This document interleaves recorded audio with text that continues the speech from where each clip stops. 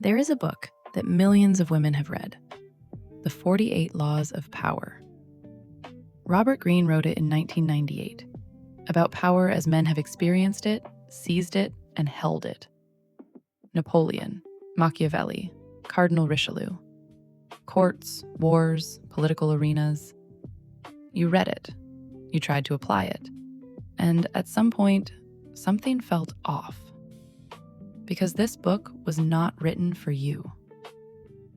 Today I want to break down why and what actually works. If you want to understand what power looks like when you're a woman, stay. There's something at the end that Greene never wrote. Here's the problem. All 48 laws are built on one unspoken assumption. The person using them operates from a position of social authority. That ambition reads as attractive, not threatening. That silence creates mystery, not suspicion.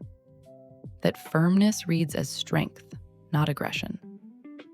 For men, those assumptions mostly hold. For women, almost never. A man who guards his reputation ruthlessly is called strategic. A woman who does the same is called cold and difficult. A man who disappears to increase his value is called mysterious. A woman is called emotionally unavailable. A man who conceals his intentions is called a tactician. A woman is called manipulative.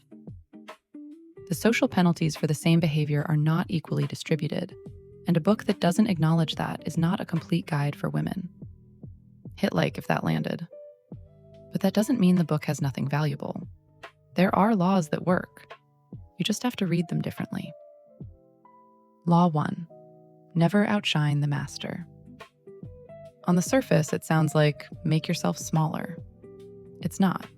It's about choosing your moment, understanding when to show your power and when to let others shine beside you. The difference between the woman who was taught to dim herself out of fear and the woman who does it deliberately is enormous.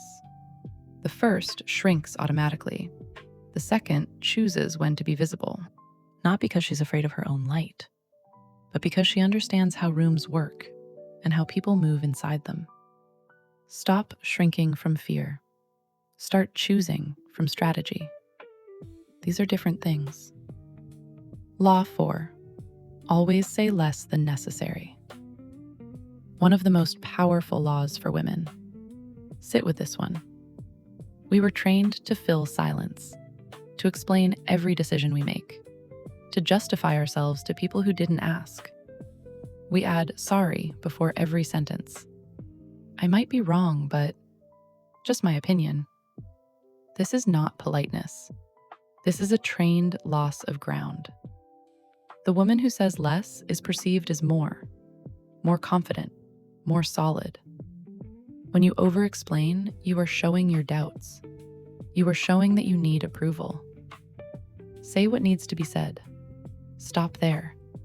Let the silence do the rest. Law 5. So much depends on reputation. Guard it with your life. Your reputation is your currency. And for women, it is under attack in ways men simply do not face to the same degree.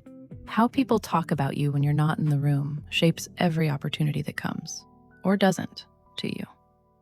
It shapes how men treat you, how women treat you, what you're offered, what you're denied. Guarding your reputation means being selective about what you share and with whom. Understanding that not everyone who smiles at you is on your team. Not giving people material to use against you in their moments of insecurity or competition. This doesn't mean living inauthentically. It means understanding that your public image is an asset that deserves deliberate protection. Subscribe to the channel. This is where I say what others leave unsaid. Law 9. Win through actions, never through argument. For women, this one cuts especially deep. We were taught for years to prove our worth through explanation, to say what we're capable of, to convince others we deserve a seat, to describe what we'll do. But power is not in words about yourself. Power is in what is obvious without words.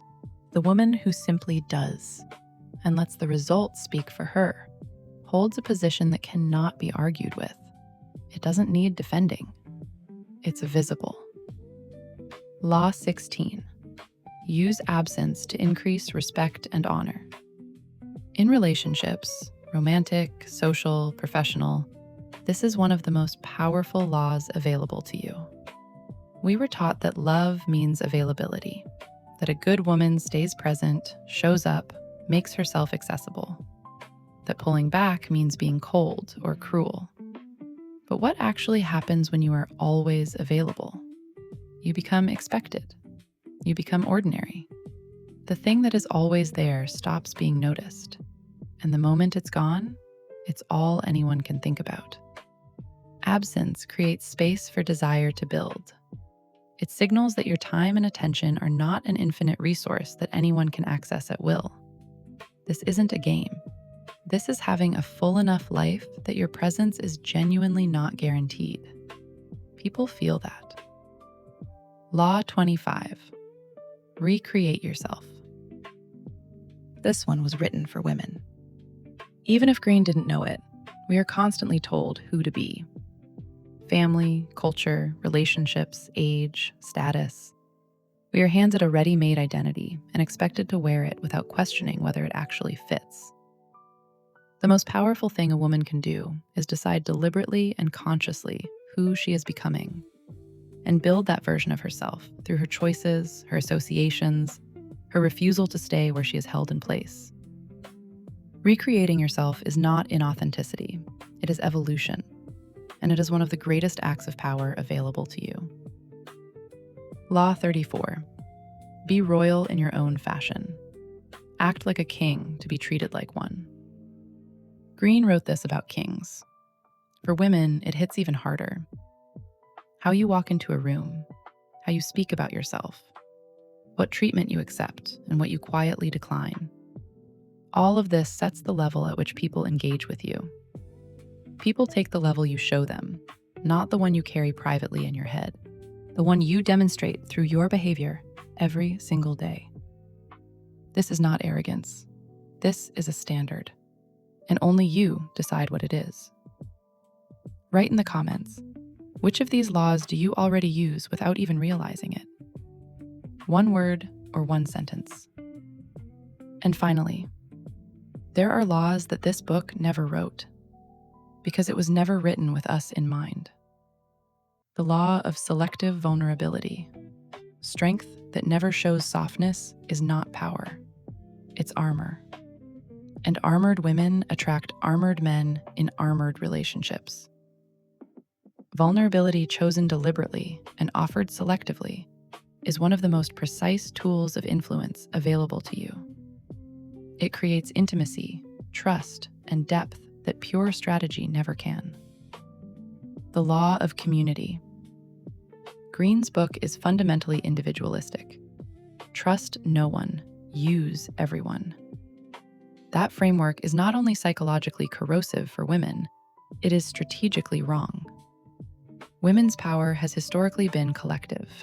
The women who changed the world, built something real, survived systems designed against them, did it through networks of trust, through genuine alliance. Your community is your power. Build it wisely. And the last law, the one Greene never wrote. You define what power means in your life. Not the book, not society, not comparison with anyone else. The woman who knows what she is building, why she is building it, and refuses to measure herself by anyone else's ruler. She is the most powerful woman in any room. Not because she defeated everyone, but because she never needed to. And honestly, which of these principles do you already use intuitively? And which one has always felt out of reach because you were taught that powerful women don't get chosen?